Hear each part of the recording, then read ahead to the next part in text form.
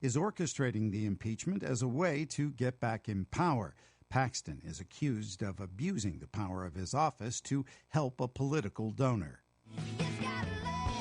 Lainey Wilson once again leads the pack with the most nominations for this year's Country Music Association Awards. It's the second year in a row for the Heart Like a Truck singer with 9 nods, including Entertainer of the Year. Michael Kastner, NBC News Radio.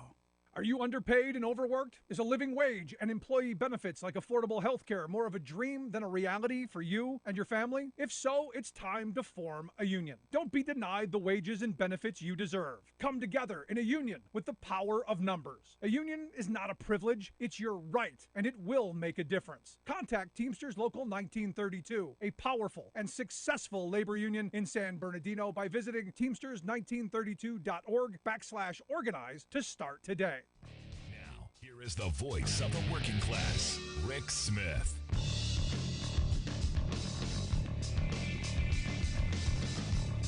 And welcome, brothers, sisters, working class heroes.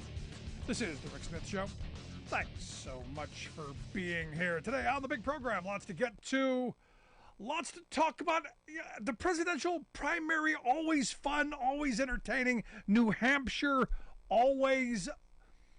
It's interesting to watch candidates when they actually have to talk to real people, which is why I love New Hampshire, Iowa. I love that kind of early feel, because you get to see people basically tripping over themselves. Vic Ramaswamy, for instance, literally almost got crushed by his own sign. I had a big truth sign, and it just kind of toppled over on top of him. That would have been fun to see. That would have been very interesting to be a part of. But I've been looking at the Pence-Trump divide, and Pence gave his spiel today on he called populism a road to ruin, and went on this whole thing about are we going to be the party of Reagan, or are we going to be the party of populism, this new populism. And I couldn't help but think, and this is one of those weird kind of moments, I couldn't help to think that is this Pence trying to buy his soul back? Is this him trying to, because he had to sell it to be Trump's number 2. It's an interesting spiel he did today. The entire speech was dedicated to what he called a fundamental and unbridgeable divide within the Republican Party. And you go, really? But he put it in this frame of, are we going to be good conservatives, like Ronald Reagan would know, the old Gipper, or are we going to be, populists? And I don't see it that in those frames. I see it as, is the Republican Party going to be a functional party that actually has, a platform with ideas and vision and leadership goals and policies that they want to enact? Or are they going to be the people who want to destroy stuff? And look, you've got the Trump crowd, tear things down, destroy things. That's them. No real good ideas. And the ideas that they do have are never going to happen. It's just one of these weird kind of moments. Now, Trump on the other side is saying, going deeper in the populism direction. And look, I would love to have someone even stronger on trade than Biden has been. I think Biden has been okay. But Trump's saying we're doubling down, harsher trade policies. And I'm going, I'd like to see that in writing. Since all of the policies you talked about in 2015 and 2016, we then found out didn't actually exist. Like that healthcare plan that was going to be really, really cheap and cover everybody for everything. And it was going to be, it was utopia. We now find out they didn't actually have any real plan. It was just repeal and, pretend. He's also talking about more tax cuts. And this is one of those things that's real popular. Everyone's like, yeah, tax cuts. But here's the thing, working people. He's not talking about you. And this is, again, when will we stop being Charlie Brown? When will we when will we realize we're never getting the tax cut football? It's never coming to us. In fact, all of the Trump tax cuts, eventually, not only do we not get them anymore, we end up having to pay them back down the road with interest. Now, our wealthy friends, those are permanent. Now, the weird thing for me is I go to this place, and we've talked about this numerous times. I think the policies that Biden has ushered through legislatively, because he understands the process and actually got stuff done, infrastructure bill, Inflation Reduction Act, the rescue plan, moving in the right direction, using the regulatory bodies to help workers organize and do some positive stuff on that front. Lots of accomplishments. You can actually fill a box with these are the accomplishments. Now, the Trump side, they had one legislative victory. One thing. Tax cuts for rich people. So when I see this poll over at the Wall Street Journal, the newspaper of the investor class, or it used to be the newspaper of the investor class before Rupert Murdoch and the F channel people got a hold of it. But they're touting this poll that, according to the Wall Street Journal, by an 11-point margin, more voters see Trump rather than Biden as having a record of accomplishments as president. Some 40% said Biden has such a record, while 51% said Trump had the positive accomplishments. By an 8-point margin, more voters said Trump had a vision for the future. This is one of those moments where you go, again, I named the accomplishment. The one accomplishment, tax cuts for rich people. They got it through. What other legislative victories that came out? And this is one of these moments where you go, okay, you got this poll. You've got a really respected publication, the Wall Street Journal, the newspaper of the investor class. This is the rich people's paper. There's got to be something here, right? Well, when you dig deep into this, what you find is this poll, the ultimate in push polls. In fact, the Trump folks gave $600,000 to the pollsters, from what I understand, to help kind of create, this, so that they could then go and say, hey, look, Trump had better accomplishments, knowing that facts don't matter. It's how people feel and think and believe, not what you can prove. And I look at this and I go, this is why when you look at the economic data, when you look at the numbers, when you look at the fact that unemployment's low, inflation's down, wages are going up, things are positive and happening, and jobs are being created, and good jobs being created. It's one of these things that makes you go, why aren't people seeing this? And it comes back to the fact that the right wing controls the vast majority of the things people see, hear, and read. And they've been doing this for years. This isn't new. Talk radio, cable news, all of these things have been put into place and built for decades to do just what they're doing.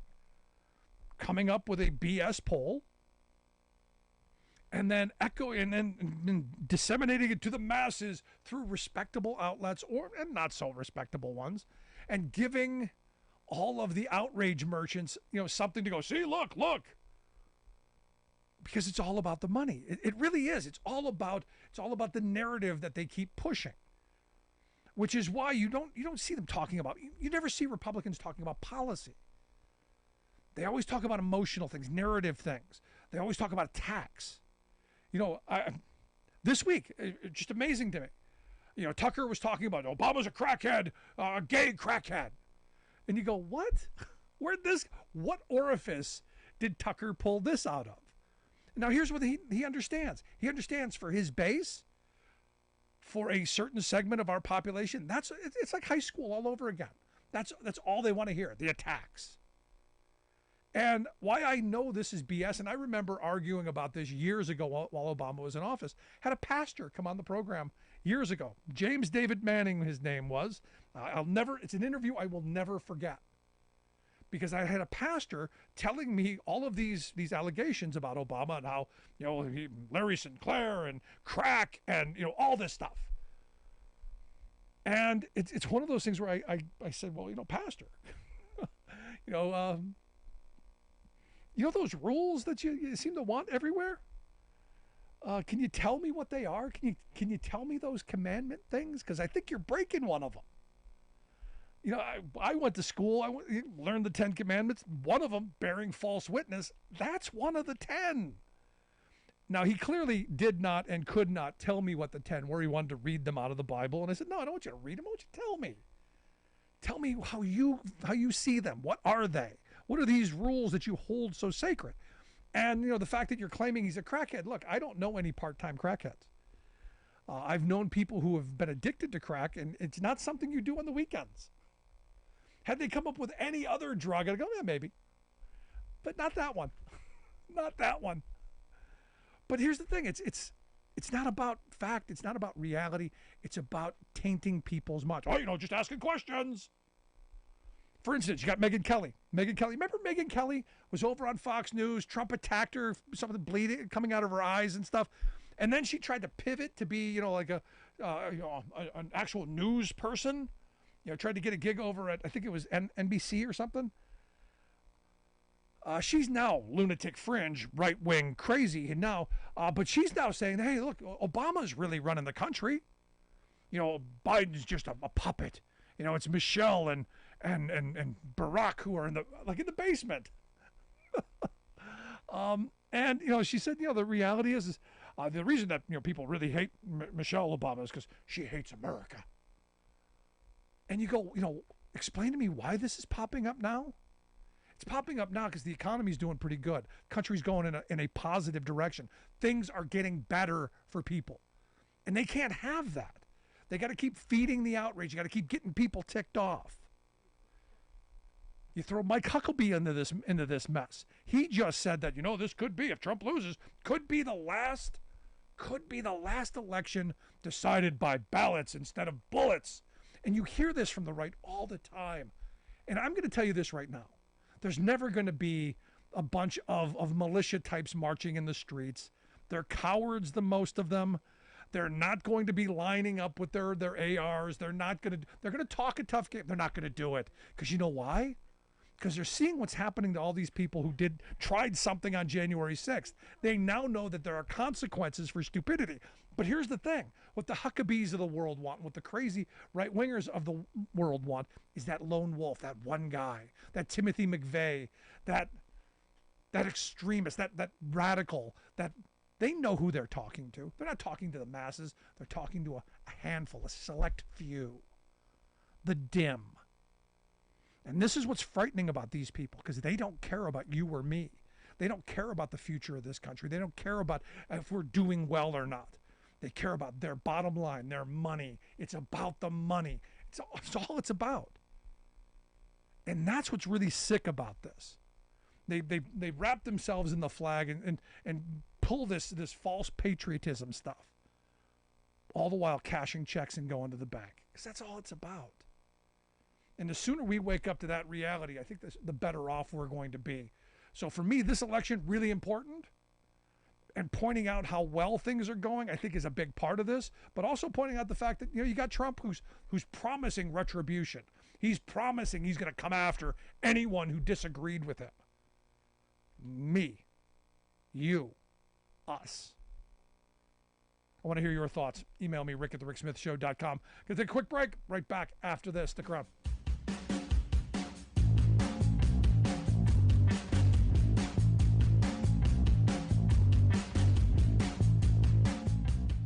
We are AFGE, the American Federation of Government Employees. We represent 700,000 federal and D.C. government workers who are the vital threads of the fabric of American life. We support our nation's military. We take care of our nation's veterans. We protect our nation's borders. We respond to our nation's crises and natural disasters. We provide services to our nation's seniors. The American Federation of Government Employees. We work for America.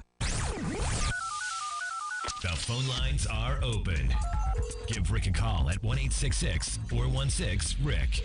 That's 1-866-416-7425. Welcome back to the Rick Smith Show. Now, here is Rick Smith.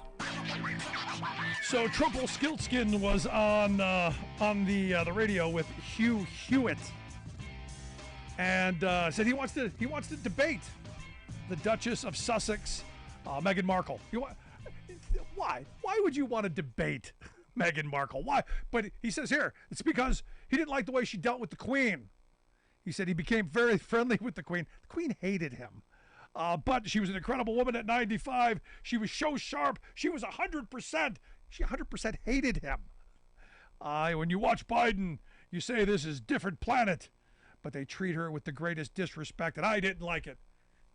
She's dead, right?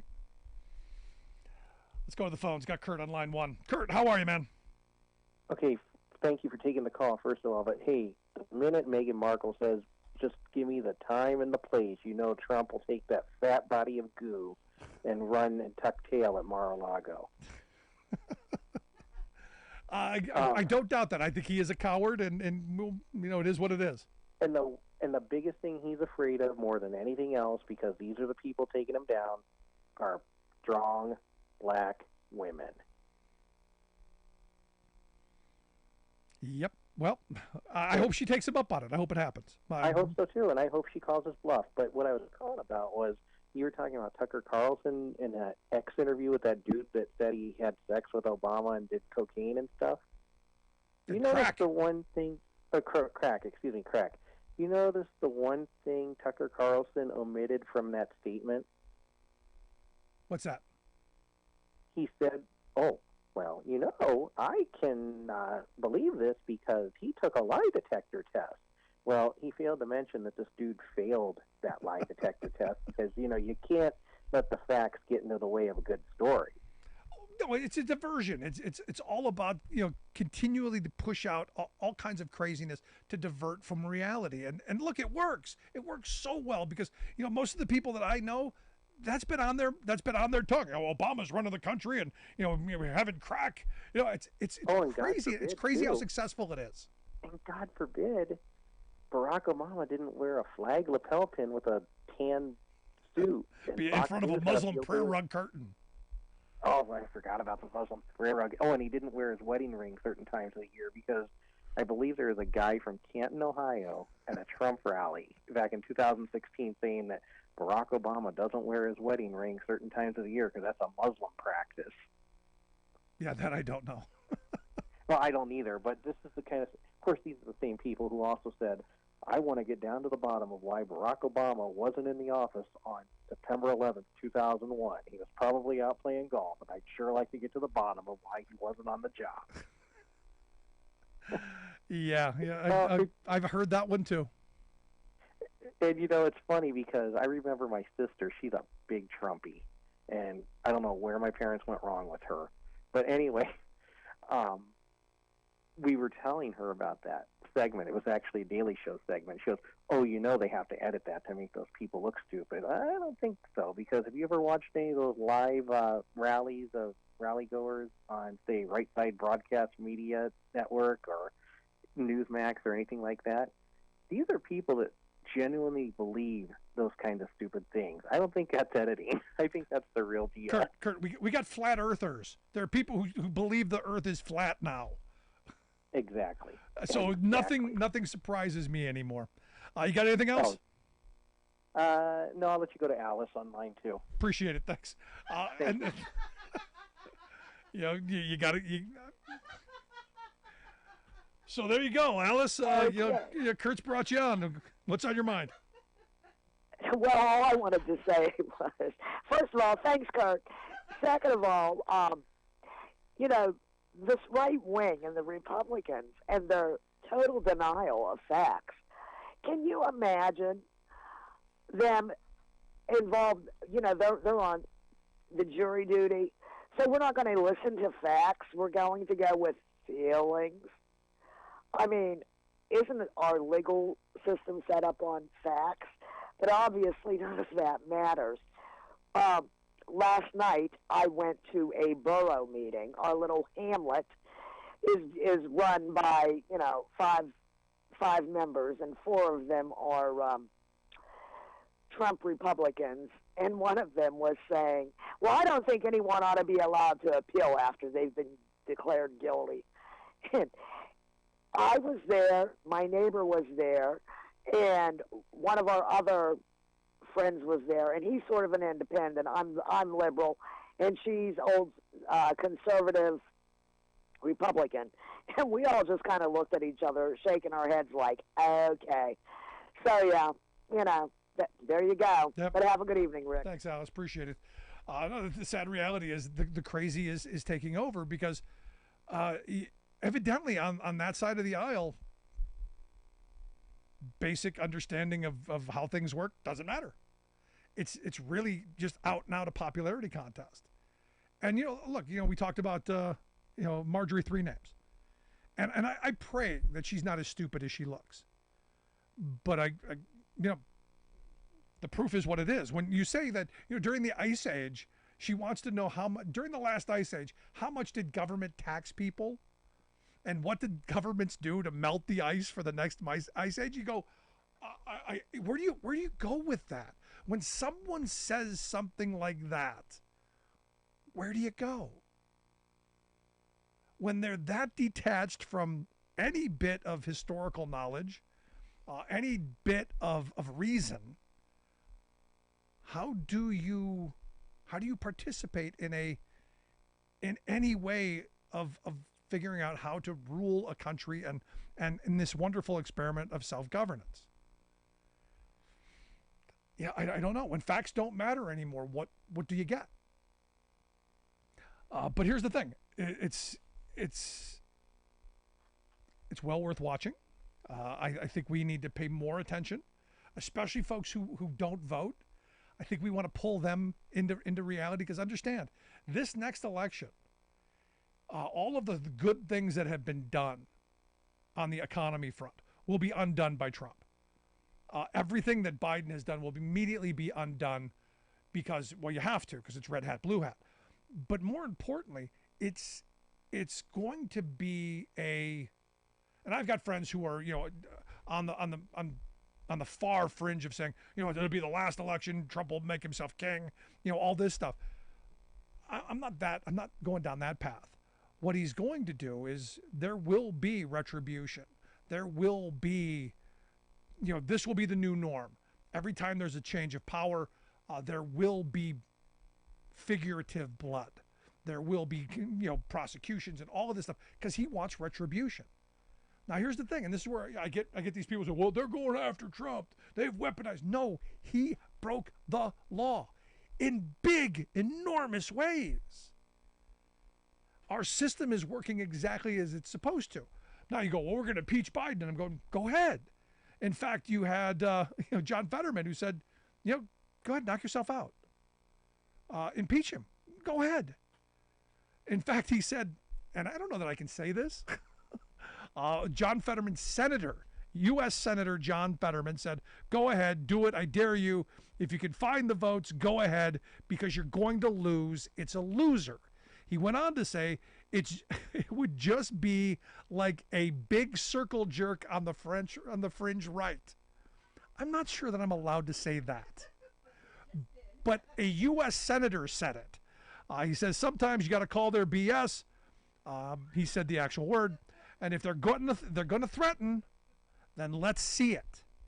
And see, this is where, and I said this before. I said this when Marjorie Three Names is going, no, we want to have an inquiry.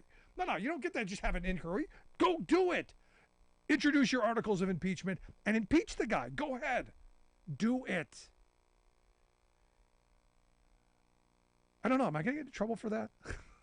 I mean, if you put circle in the same sentence as the jerk, we're going to find out very soon. But hey, good on Senator John Fetterman. Love that guy, especially his hoodies. Want to hear your thoughts? Email me, rick@thericksmithshow.com. Quick break. Right back.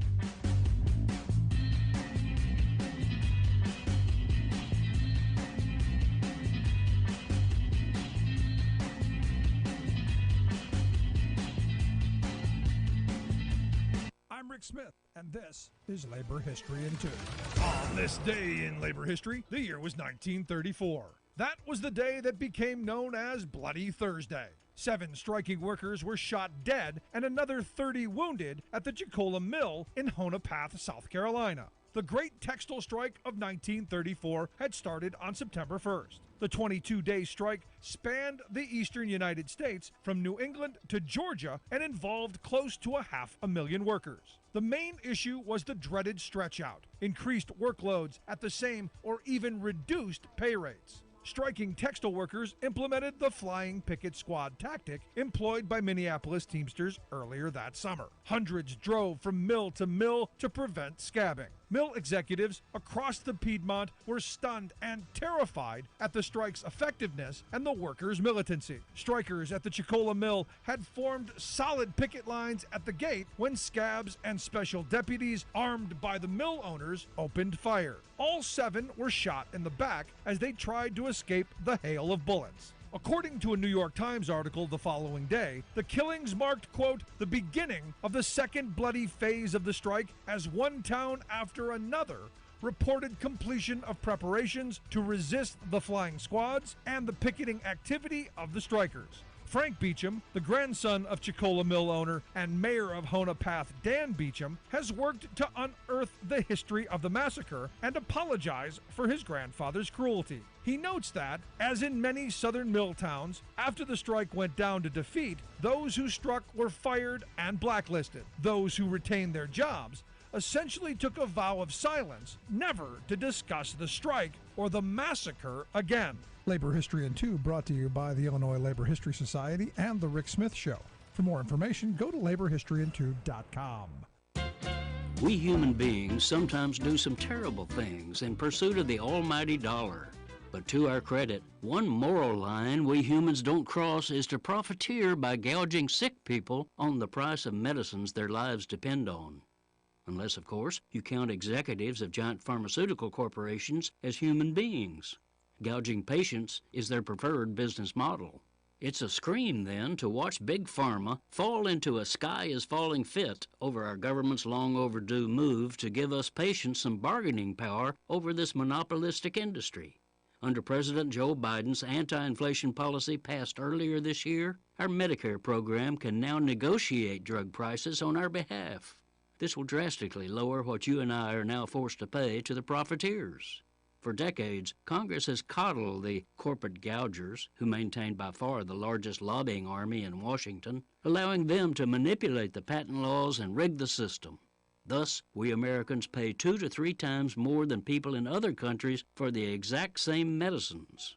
Oh, whale drug executives, bloated profits give us the incentive to keep developing innovative new cures. Hold it right there, Slick. Most basic drug development is done by tax-funded medical researchers, not brand-name market hucksters.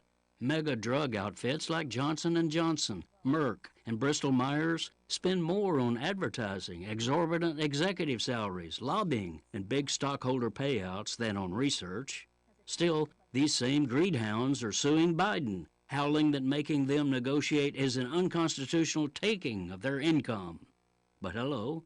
These scoundrels have been taking our income, health, and lives for years. This is Jim Hightower saying, I'm with Biden on this. To stay informed and involved, connect with Public Citizen at citizen.org.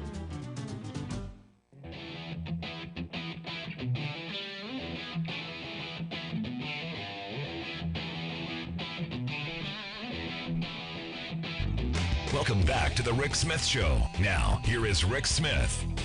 So as we've been talking about, the economy, look, doing well. Unemployment really low. Wages are ticking up. Inflation's ticking down. In fact, Bloomberg reported today that the Fed is set to double its economic growth forecast. The Fed thinks things are going well. A lot of the Wall Street folks are thinking things are going well. In fact, they've walked away from recession. But our Republican friends doing as much as they can to ensure that, things are not. And I still fear a shutdown, possibly, of the federal government here at the end of the month. But we'll see how this plays out. But here's the thing. We've been talking about the economy going in the right direction, things going well. I don't think we get enough positive news. That's why I've asked Emily G to come talk with us. Emily is the Senior Vice President of Inclusive Growth over at the Center for American Progress, AmericanProgress.org, their website. Emily, great to see you again. Rick, thank you for having me on. So, look, all I keep hearing is bad news from the right. The economy's terrible, the inflation's horrible. All I hear is the sky is falling. Yet when I look at the numbers and when I look at the fact that consumers are buying stuff, the numbers don't say as it's bad as what the messaging is. Why is that? Sometimes it seems like people are almost cheerleading for a recession, for Biden to say the economy is bad, but the numbers, everything about the numbers points to the contrary. We have had phenomenal job growth over the past few years. The economy has gained over 13 million jobs. Unemployment has been below 4% for a long time. And we are in the midst of a big turnaround for making more things here in America. There are investments coming not just from the government in the big 3 pieces of economic legislation that President Biden passed, but also from the private sector, trying to make more things here in America, opening new factories, and investing in things like semiconductors and electric vehicles, along with training more workers. Now, I want to clarify something you said there, because the private sector's bringing jobs back, doing this. They're not doing it out of the goodness of their heart. They're doing it because policy is saying, hey, this is the direction that we're going as a country. You better get on board. This is very much, both private sector action, but also something that's been spurred by the Inflation Reduction Act and the CHIPS and Science Act, two laws that were passed by Congress and signed by the president that incentivize making more things at home. It makes a lot of sense. It gives us, less supply chain disruption in the future. It makes America more competitive, which in turn can help grow the middle class, grow our economy. And it also means that that we can create more jobs, and not only more jobs, but good jobs, and better ones. jobs that pay prevailing wage or even better, and jobs that can be spread all over the country. Now, the last jobs report I saw, unemployment ticked up a bit, but that's not because people were getting laid off. That's because more people, I think 750,000 people came back into the workforce. So labor participation is up. If I'm not mistaken, and correct me if I'm wrong, but we're back to pre-pandemic labor participation numbers, right? Right. So the unemployment rate measures essentially the number of people who don't have jobs but are looking for them. So one way you can get an increase in employment rate is people lose their jobs. Another reason is that people say, like, hey, this is a really good market right now. It remains a very hot labor market. And so when you get people enticed to come out to work because, wages are growing and there are good jobs out there, that's actually a good sign. And even though it ticked up, we are still below 4%. This is a very low unemployment rate. Even, there is still a gap between white workers and black workers, but we're also seeing, in historic terms, a very low unemployment rate even for Black Americans. Now, with the Fed saying that they're doubling their forecast, now they've done everything they could possibly do to, in my view, to try and cause more unemployment, to try and do some things that could be painful, and even through that, the economy has soldiered forward. Are you surprised by that? So we are seeing the economy stay strong. I think a lot of people were expecting that with this kind of job growth and this kind of investment, not only from that, but also from the COVID recovery bills, that you might see the economy overheating and crashing. But in fact, what we've seen is inflation cooling. We are down to about 3.2% inflation compared to about 8.5% last July. So that is getting better, and that is all the more reason for the Fed to proceed with caution as it considers rate changes. Now, in looking at this, and look, I've had conversations with a bunch of people recently about, how people feel. And, I look at the numbers, and you're obviously a numbers person. How do we get the numbers and the way things are trending to get into people's minds that things aren't as bad as they're being sold? Because, I was just reading a poll Now, granted, the poll was funded by the Trump people, but the poll still says people think Trump had more policy accomplishments than Biden. I mean, messaging wise, I think we're losing a fight. So I am optimistic that people will come around. We have done some polling ourselves, and find that it's some of it isn't solidly about the numbers, the sort of big macroeconomic numbers. It is people are looking for economic security. People want to feel like the economy is growing. They want to feel like they have security for their own families. And I think overall, macroeconomic terms, things are going well. But I think we're also, thanks to these investments in manufacturing and clean energy, we are also on the cusp of doing even better and growing the middle class more as we make more things here at home and create more jobs and grow industries in areas in which the U.S. has fallen behind, like advanced manufacturing. And how come we don't hear more about those things? This is where I wish people would talk more about those investments that are paying off. And because I get people emailing me all the time. Well, they're building this place and it's not going well, and I can't verify this. How do we get better messaging on what is actually happening and being done, and the jobs that are coming out of all of this? So some of those results are still a ways off into the future. So we're at a point where there are million or billion-dollar investments being made in new semiconductor fabs and auto manufacturing plants.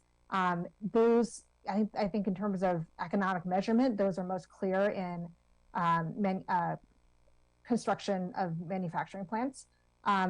It'll be a while before those places are actually hiring people. But there are other ways in which we're seeing the economic policy choices of the Biden administration make a huge difference.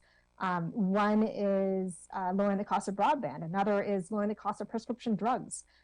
You heard, I guess, a week ago now that the Biden administration released the list of first 10 prescription drugs that Medicare will be negotiating. It's the first time Medicare has been able to do that. That will lower out-of-pocket costs for people. That's something very tangible. Through the Inflation Reduction Act, they also lowered premiums for people who buy coverage on their own through the health insurance marketplaces to the tune of $800 per person. One of the things that I've been talking about a lot here the last couple of days is the fact that this president, this administration, the most pro-union in my lifetime at least. But the Treasury Department came out with a report, and I don't think that we needed the report. I'm glad they did it. But they came out and said, look, we want to encourage people to join and form unions because there are all of these benefits: better wages, better hours, better conditions, all of this stuff. And couple that with what the Department of Labor and the NLRB has been doing. This seems to me to be a sea change in a way to help those jobs that are being created be even better jobs. Because as I've said 1,000 times, all of those manufacturing jobs that we pine for, that we talk about all the time, we need those good paying manufacturing jobs. Those were crummy, crappy jobs before they were union jobs. That's what people want. That's what people are pining for. And I think the more that grows, the better the faster that those things happen. I hope the messaging then turns around. And I would add to that, Rick, you're absolutely right that it's far better for workers, as that report talked about. But when you look at the projects themselves too, when they're done with union labor, the projects are more likely to get, studies have shown, more likely to get done on time. You're looking at better quality projects, and so there are reasons in it for those who are funding projects as well as actually working on their projects to want them to be union. You're listening to the Rick Smith Show. We're with Emily G. Emily is the Senior Vice President of Inclusive Growth at the Center for American Progress. AmericanProgress.org, the website, if you want to take a look at the work that they do. Now, some of the other stuff that the administration's been talking about, and I want to get some of your thoughts on this. This assault on junk fees and going after these companies and going after utility bills and stuff like this. I think this is really important. I think it's a winner because I do think average everyday working people can see the benefit and will see, once this stuff gets moving and in the right direction, we'll see the benefit in their pocketbooks and at the kitchen table. And I think this is a winner. I'm curious your thoughts. So if you hear the president talk about the economy, there are a few different things he's trying to do. One is investments, which we've been talking about a lot over the past 10 minutes or so. A lot of it's empowering workers, which I know you and I both feel very strongly about. But another is lowering costs and promoting competition. And I think that is one where the difference is, very tangible for families. It's not paying junk fees. It's having less medical debt and making sure that if a hospital offers financial assistance, that you're aware of that, you aren't kept in the dark. It's making sure that consumers aren't ripped off by banks and financial institutions. And then it's also holding big pharma accountable for giving people fair prices and Medicare fair prices for life-saving prescription drugs. But here's the thing that where my mind goes, Emily. All this stuff should be nonpartisan. My Republican friends say they believe in competition. Especially when you're talking about education. Maybe not the economy, but they believe in competition when it suits them. This seems like something that should be nonpartisan, something that both parties should get behind. I don't understand why it's that difficult. I think it's so polarized that they can't admit, even things that, if you remember back to the 2020 campaign, Trump said, or after the 2016 campaign, Trump said that he was going to get Medicare to negotiate drugs. And he didn't deliver, right. But Joe Biden delivered. There's nothing partisan about that. Shock. Enabling the government to get better prices, save taxpayers' money and save Medicare money. That shouldn't be political, but sadly it is. And you've already seen Republicans try to repeal parts of the Inflation Reduction Act, which included those drug reforms, clean energy.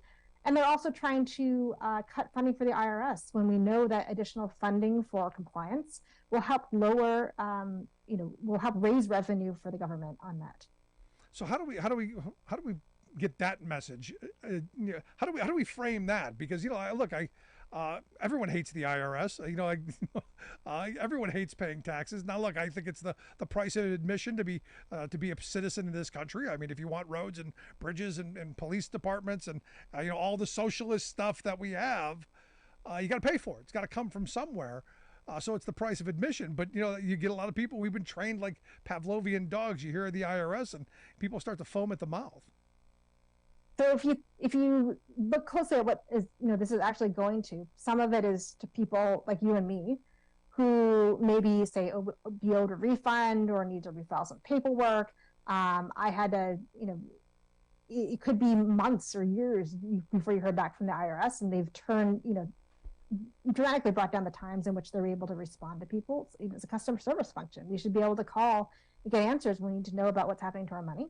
On a household level. And it's also, if you look at who is not paying taxes and sort of not playing fair and playing by the rules, it's usually the top earners. And so IRS enforcement is going to help make sure that the wealthy and corporations pay their fair share. No, I'm with you on this. Last line of questioning I've got for you.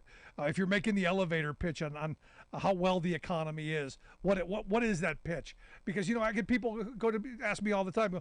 Okay, you say it's the economy's doing well. Give me the pitch. So give me a pitch. Why is the economy doing well? The economy is doing well because of investments that we've made in workers and investments that we're making in the American people to grow the middle class. And when the middle class grows, the economy grows as well. There you go. Emily, I appreciate you taking some time for us. Thanks so much. It's always great seeing you. Thank you so much, Rick.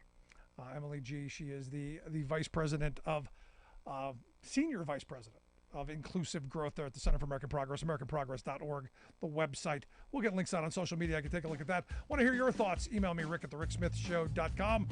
Quick break, right back.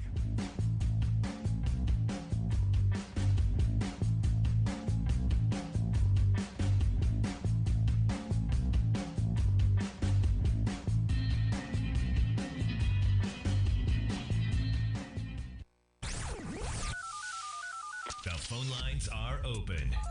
Give Rick a call at 1-866-416-RICK. That's 1-866-416-7425. I'm Rick Smith, and this is Labor History in 2. On this day in labor history, the year was 1860. That was the day that Jane Addams was born in Cedarville, Illinois. Her family was wealthy, and her father served as a state senator. In 1881, Jane Addams visited London with her friend Ellen Gates Starr. There, the two women were inspired by Toynbee Hall, a settlement house which worked with the poor and working class in the city. They decided to establish a similar effort in Chicago. They founded Hull House in an immigrant neighborhood of Italian, Greek, and Jewish workers. Hull House grew to become a complex of facilities that offered kindergarten, daycare, lectures, and cultural programs, and an important space for women trade unionists to hold meetings. The women of Hull House became one of the leading proponents for workplace safety in the nation, pushing for laws and reforms to help workers. During the 1894 Pullman workers' strike, Jane Addams visited the community and had meals with the women workers. She was able to convince the Workers' Strike Committee to agree to sit down to arbitration, but the Pullman Company officials staunchly refused to negotiate. The refusal of the company to bargain and the rising anger of the workers was an eye-opener for Jane. Later, she reflected, quote, "During all those dark days of the Pullman strike, the growth of class bitterness was most obvious." Before the strike, she wrote, quote, "There had been nothing in my experience that had revealed that distinct cleavage of society which a general strike, at least momentarily, affords." In 1931, Jane Addams was awarded the Nobel Peace Prize for her lifelong advocacy for working-class women and children and her strong stand for peace during World War I. Labor History in 2 brought to you by the Illinois Labor History Society and The Rick Smith Show. For more information, go to laborhistoryin2.com. You're listening to The Rick Smith Show, where working people come to talk.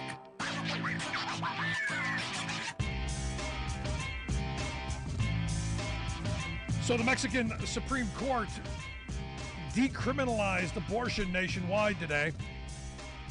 2 years after ruling that abortion was not a crime in one northern state, it's now across the entire country. And my mind, and this is, I guess maybe this is just, me being me, but my mind went to this place going, this is the new tourist attraction. Hey, American women, do you need reproductive care? Come to Mexico and spend your tourism dollars here. Again, because we've got medical tourism already.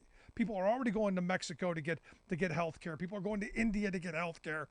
So maybe this is the next jump. Let's quick go to the phones. Got Steve on line 1. Steve, how are you? Hello? Steve, how are you? What's on your mind? Oh, yes, I wanted to make a couple of points. And I think your guest hit it right on the nose with regard to who's not paying their taxes in this country. And it amazes me. I mean, we've got a group of people who are part of this uber wealthy. I'm not talking about the 1%.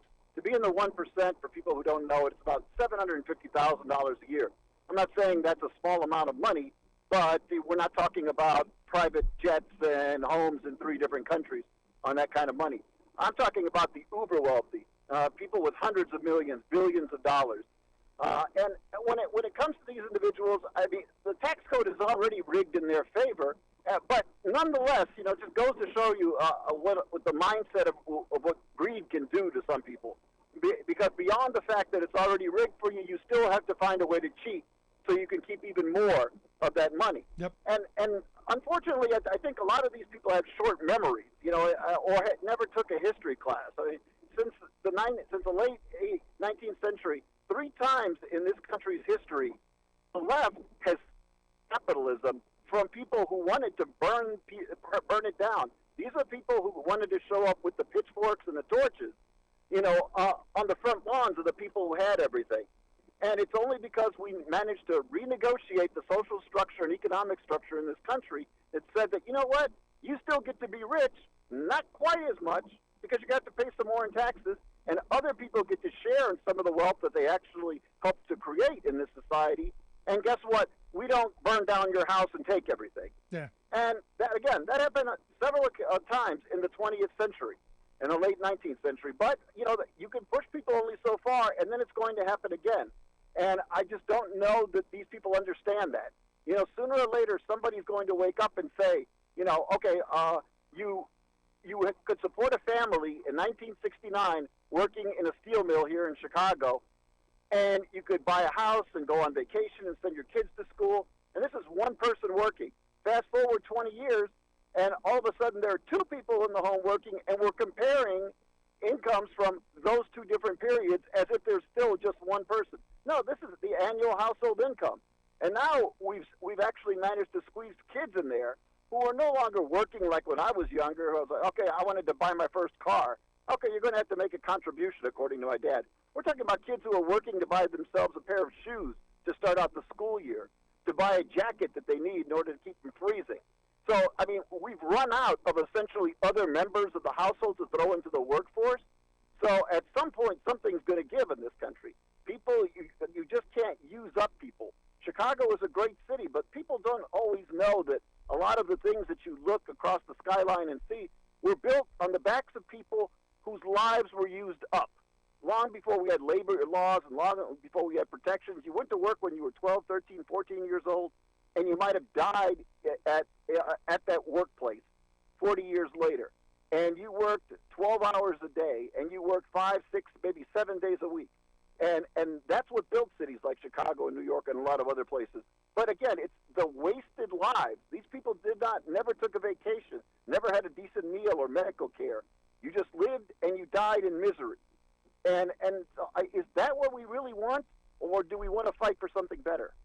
Yeah, but I don't think we're having that conversation yet. I think we're still hung up on all of the things that, and the wealth class has done a masterful job of funding people to keep throwing red meat at us, the outrage candy to keep us focused on other stuff. I mean, you go back to Thomas Frank's "What's the Matter with Kansas?" You know, his argument was they were voting on their other interests, which is the culture war, which is all of the divisive stuff. The economy came second for a lot of people, and I'm waiting for that, like you said, people to finally wake up to the reality that they've been robbed blind. That one income used to support a family really well. Absolutely, they're taking prayer out of schools, and they want a 3-day waiting period before I can buy a gun. And gay people and people of color might be just like everybody else. Those are the things that matter to me, not whether or not I'm going to have enough money to pay for my medication, my food, and my rent when I'm 65.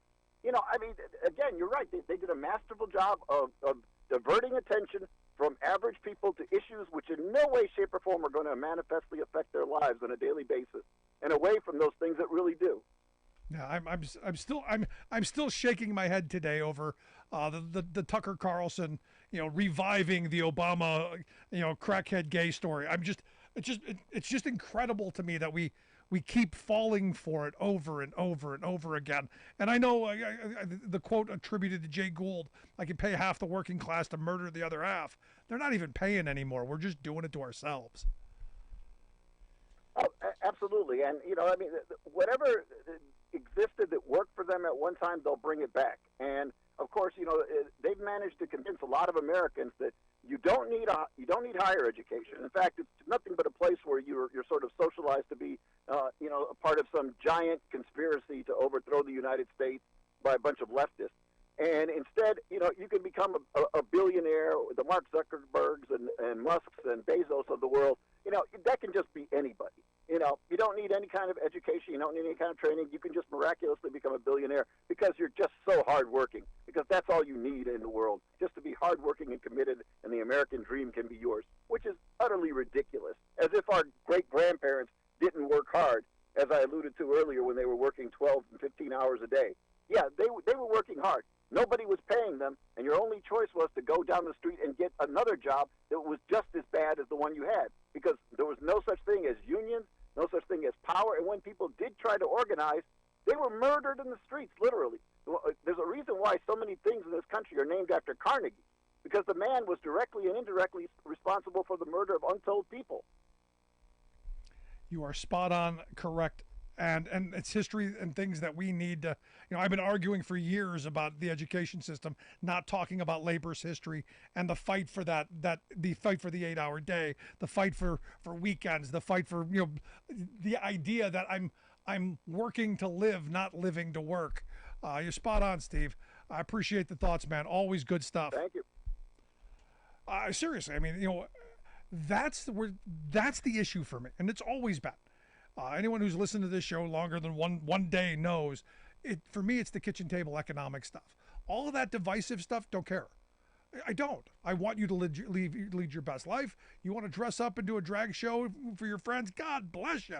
You want to do any of that stuff, you have the right to do whatever it is you want to do, as long as your rights don't infringe on mine or anyone else's.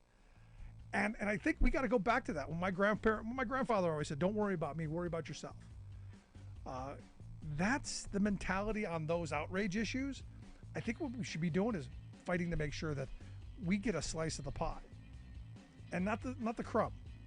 Want to hear your thoughts? Email me, rick@thericksmithshow.com. Quick break. Right back. And now the storm has passed, and you're dealing with what's left in its wake.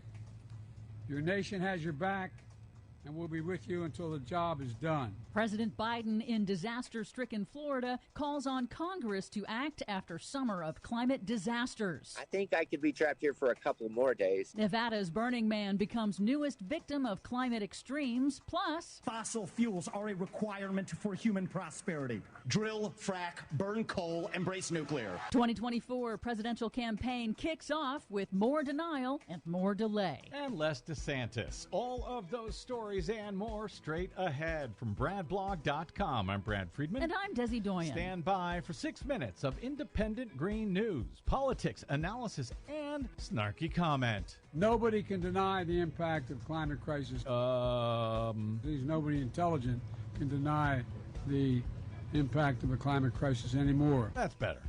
This is your Green News Report. Okay, Desi Doyen.